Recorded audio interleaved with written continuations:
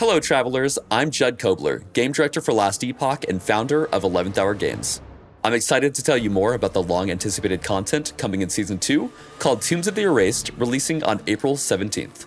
For Season 2, we took more time and focused on the things that our players were telling us they'd like to see next, like expanding the endgame, more content variety, balance, and more. Season 2 is truly a massive update and there's plenty to cover, so let's dive in. In Season 2, you are introduced to the Woven, a new in-game faction. Their followers worship the Weaver, a titan who seeks to create a new world free from the void and other imperfections. When exploring the Monolith of Fate, you'll encounter procedurally generated tombs and cemetery side zones, in which the Weaver has been experimenting with souls and memories to make her new world. The Woven seek to perfect the Weaver's design by sending the traveler to the tombs and cemeteries to cull her flawed creations. These tomb and cemetery side zones are the foundation for interacting with our new in-game systems in Season 2. Inside these zones, you'll find the Woven, who have captured souls for the Weaver and wrapped them in cocoons. Breaking these cocoons open will release the souls, which will then flee and possess nearby enemies. Possessed enemies gain new abilities and increased health and damage, and when slain drop Memory Amber, a new currency used in the Weaver faction. You'll want to collect as much Memory Amber as you can throughout the zones. Tombs and cemeteries will end with a unique boss fight that, if completed, will reward you with the ability to access the Woven Enchanter, which can enchant one of your class-specific idols.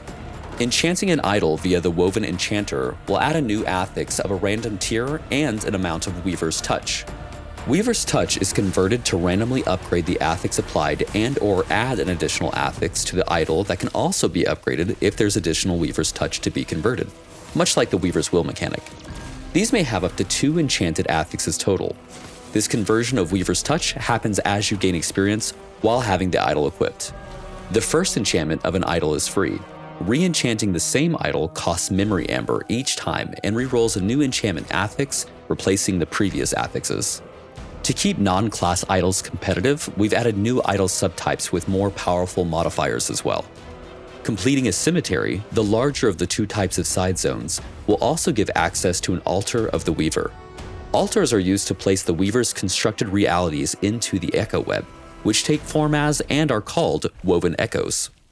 Woven Echoes are a new special itemized type of echoes, glimpses into the Weaver's new world that introduce a lot of exciting new content and rewards to Last Epoch's endgame.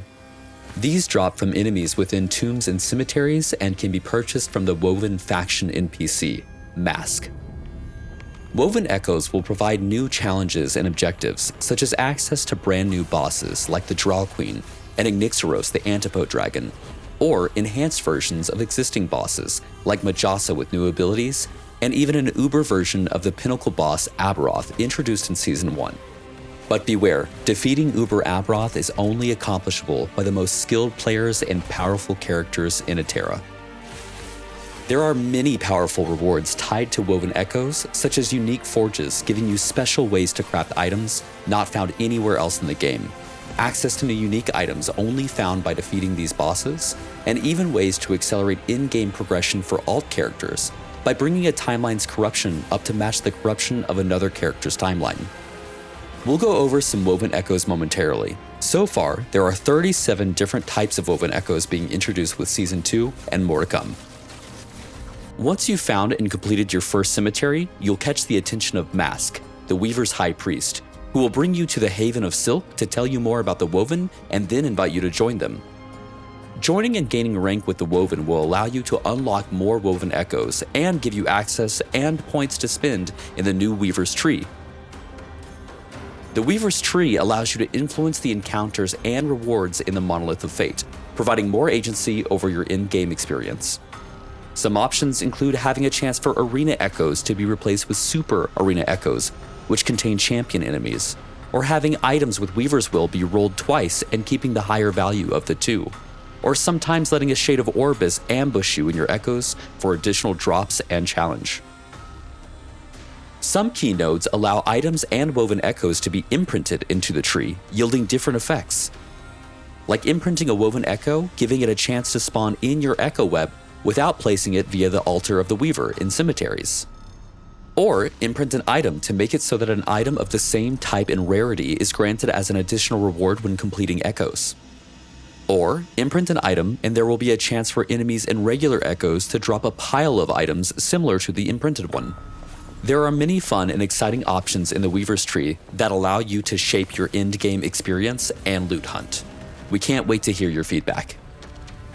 Now that we've covered the basics, let's talk about a bit more of the interesting itemization and crafting options coming with Season 2, largely enabled via these woven echoes. In Season 2, we're introducing set item crafting, which can be accessed via the Great Bridge Woven Echo. Shattering a set item grants you 1 to 4 set affix shards you can then use to craft your own reforged set items. Each set item is associated with one specific shard unique to that set item that when crafted onto an item makes it act as that set item. This means that you can craft your own reforged set items that count for the set's bonuses, and you can mix and match these by using the original set items together with the reforged set items. You can craft these onto different item subtypes. Only one type of set affix shard can be applied to any individual item, and this item cannot be used in legendary crafting via the Eternity Cache. We're also adding the ability to re-roll the legendary potential of uniques via the Farsight Turtle Woven Echo. The unique must have at least one legendary potential. Rerolling the legendary potential possesses quite a significant risk, as if the legendary potential fails to go up, it will instead go down all the way to 0.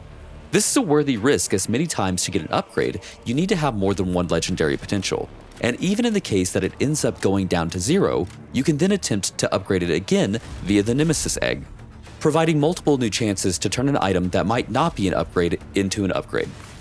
In the Orden's Watch Woven Echo, you can replace attributes, strength, dexterity, attunement, or intelligence, with another, as long as the affix isn't sealed. This costs 1 forging potential from the item. The tier and roll range of the replaced affix will be preserved for the new affix. In the Gauntlet of Strife Woven Echo, you'll be challenged by a sequence of boss encounters, and by completing, you'll be rewarded with access to the Sacrificial Altar, which can be used to sacrifice a unique, legendary, Weaver's Will item or set item to re-roll the mod and implicit values of a matching item. The item being sacrificed needs to have equal or greater legendary potential or Weaver's Will. Rune of Research and Glyph of Insight have been removed and replaced by the Thaumaturgy device at the end of the Rune Prison Complex Woven Echo, where you can replace a prefix with an experimental affix on boots, gloves, or a belt. This makes the process of crafting experimental affixes much simpler. The exiled mages you encounter will have a chance to drop this Woven Echo.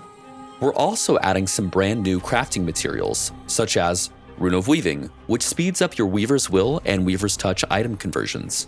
Using a Rune of Weaving will convert some Weaver's Will or Touch to add additional affixes or affix tiers, like you would gain by slaying enemies with the item equipped. Rune of Havoc, which shuffles the tiers of affixes of an exalted item. Sealed affixes are unaffected by this action. For example, you could potentially use the Rune of Havoc to change Tier 1 Strength to Tier 7 on an item that had a different affix at Tier 7 previously. Rune of Redemption, which rerolls exalted affixes to other affixes, preserving tier and roll range. Again, sealed affixes are unaffected.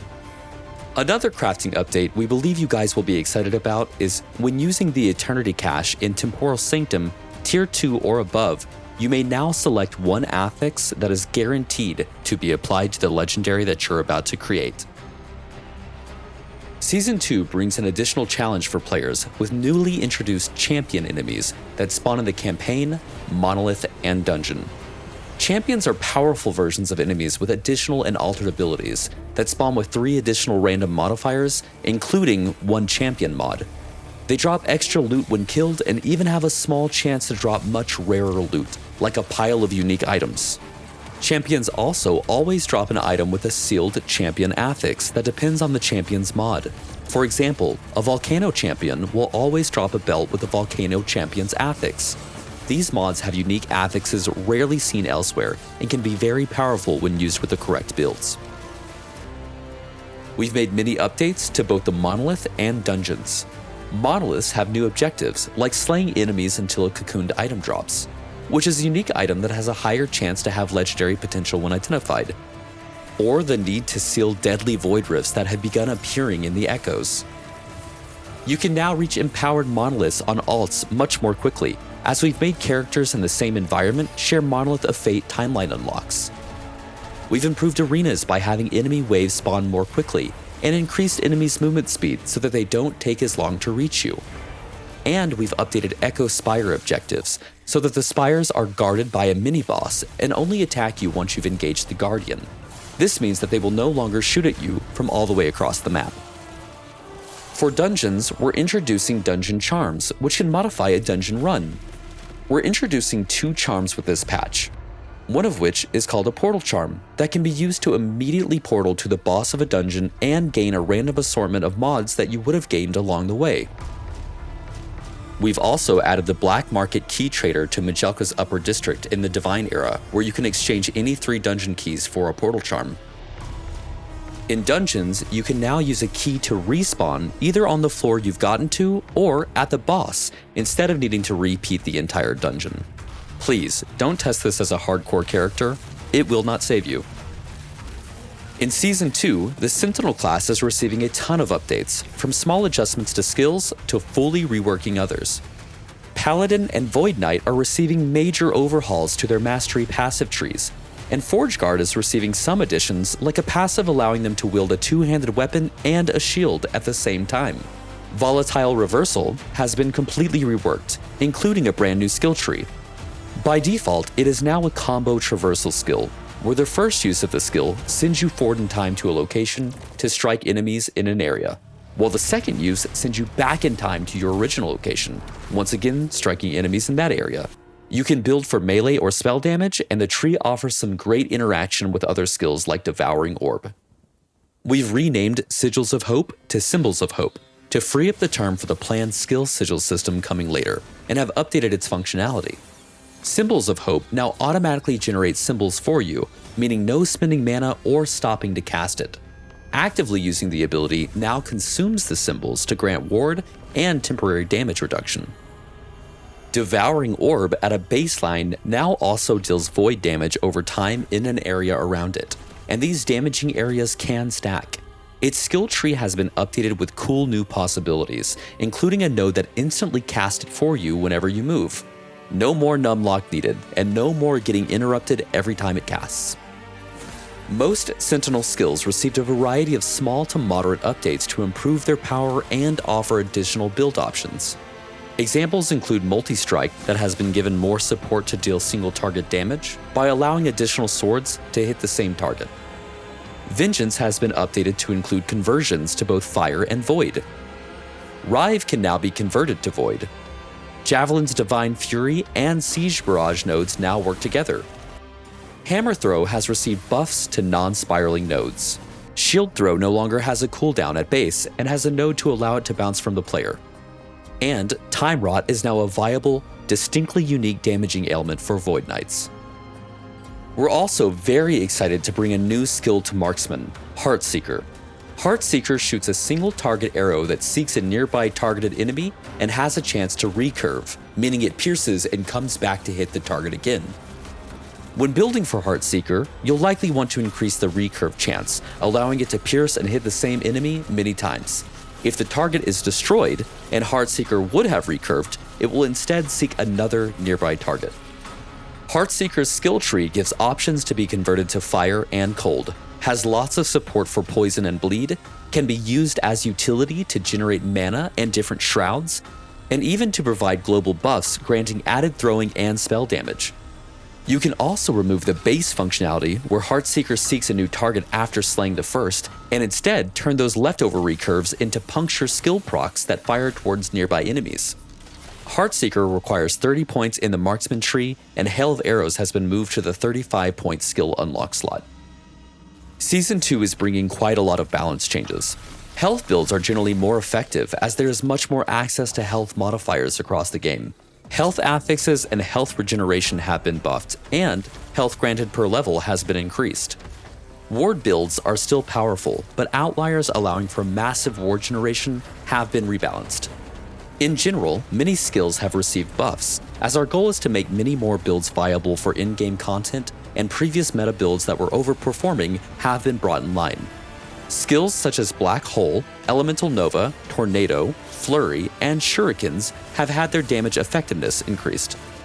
We expect there to be a lot of new builds that players are excited to try out in Season 2. Idle enchantments and new non-class specific Weaver idols will also raise the power level floor for all builds. Many unique items have received a pass to help make them more useful. For example, Eye of Reen can once again be used with Warpath and other skills which hit with indirect attacks. Boulder's Wrath can proc Earthquake twice as much as before, and Stormbreaker can now gain Storm stacks instead of a small chance to cast Lightning Strike. We've also applied some quality of life updates to multiple skills, like Warcry's Berserk lasting 50% longer. Dreadshade no longer has a duration. You can hold 3 black arrows from Dark Quiver at once. And we've increased the amount of shortcutting you can do with movement skills by increasing the distance you can travel with them over gaps. Loot lizards will spawn a bit less baseline in Season 2, but there will be more scenarios where you'll be excited to find them, and you can also increase their spawn rate via the Weaver tree. In Season 2, we're introducing 25 new unique items. This includes 8 new Weaver's Will uniques and 4 early backer uniques. About half of these are tied to new tombs, cemeteries, and Woven Echo bosses, while the other half expand on the overarching drop pool. And there are plenty of additional improvements coming with Season 2 to be excited about. You can now respec your mastery for gold in the End of Time. The cost of respecializing your mastery is a lot cheaper in the lower to mid levels, so it's easier to experiment, but it increases as your character level goes up. We're introducing a beta version of WASD movement. You can access this via the Settings gameplay menu. We'll be monitoring player feedback on this implementation, and we're excited to hear your feedback. We have updated the inventory to have tabs to separate out keys and the new Woven Echoes, and we've also introduced automatic storing as an option that will be on by default, so that when you pick up crafting items like shards, they will immediately go to your crafting materials panel. Both of these updates make inventory management much nicer, and needing to be dealt with much less frequently. For Gamepad, we have completely reworked skill targeting, which improves every single skill and skill mutation, making targeting and using abilities more intuitive and responsive. We can also now make updates to individual skills targeting much more easily, so we'll be looking for your feedback and improving these even further. There are a ton of additional updates and fixes in Season 2, and we invite you to read the full patch notes on our forum. Along with all these incredible updates coming in Season 2, we're excited to announce a new batch of supporter packs known as the Woven series. Each of these 4 supporter packs offers new and unique ways to customize your appearance, and the team has cooked up some pretty amazing offerings. Starting with the Woven Traveler pack. We really wanted our entry-level pack to have some pretty awesome stuff. And what better way to travel through Eterra than with your own capybara pet? That's right, it wasn't an April Fool's joke after all. You will also score 2 new weapon cosmetics, a backslot cosmetic, and all new color arrangements for your evade skill. That's right, with Season 2, we've implemented skill cosmetics, and you'll find many more in the in-game store. The Woven Templar is the next tier in the Woven series and brings some serious heat. To start, you get all of the cosmetics from the Woven Traveler, and then, to kick off the Templar pack, we start with a full cosmetic armor set known as the Bronze Scale Plate.